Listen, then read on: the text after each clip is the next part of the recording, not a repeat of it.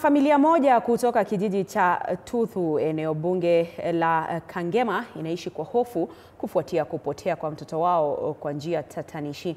Eric Joseph Irongo, mwanafunzi wa chuo kikuu cha Cooperative na mwenye umri wa miaka 23, alipotea zaidi ya wiki 3 zilizopita, na licha ya jitihada za familia za kumtafuta, bado hawajapata taarifa yoyote kuhusu alipo. Mwandishi wetu Robert Gakure ameitembelea familia hii na kuandaa taarifa ifuatayo.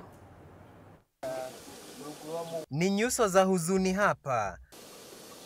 Familia ya Eric Joseph Irongo katika kijiji cha Tuthu, eneo bunge la Kangema, ikiishi kwa hofu. Sababu ikiwa kutoweka kwa mtoto wao wa miaka 23 kwa zaidi ya wiki 3 zilizopita.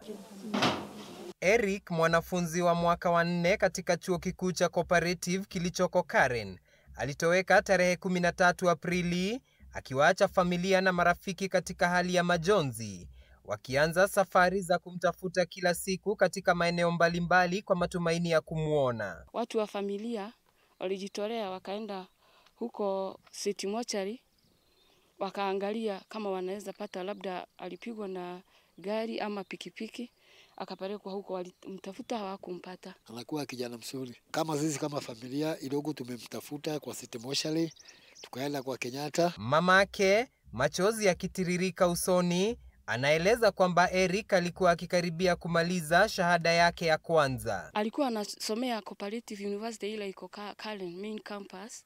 Alikuwa mwaka wa 4, alikuwa anafanya course ya marketing, na alikuwa amebakisha tu mwezi mmoja amalize shule. Nyumbani kwao, jamii na marafiki wanakusanyika kwa maombi ya kila siku, wakiwa na matumaini ya kupata ripoti ya aliko Eric. Kadri siku zinavyosonga, hofu inazidi kuandama hata zaidi. Familia hii sasa ikiyaomba mashirika ya serikali kuingilia kati katika juhudi za kumtafuta mwanao. Tunaomba mtu yeyote amemuona ama anajua mahali ako, please atujulishe, sababu tunahuzunika. Irongo uko wapi?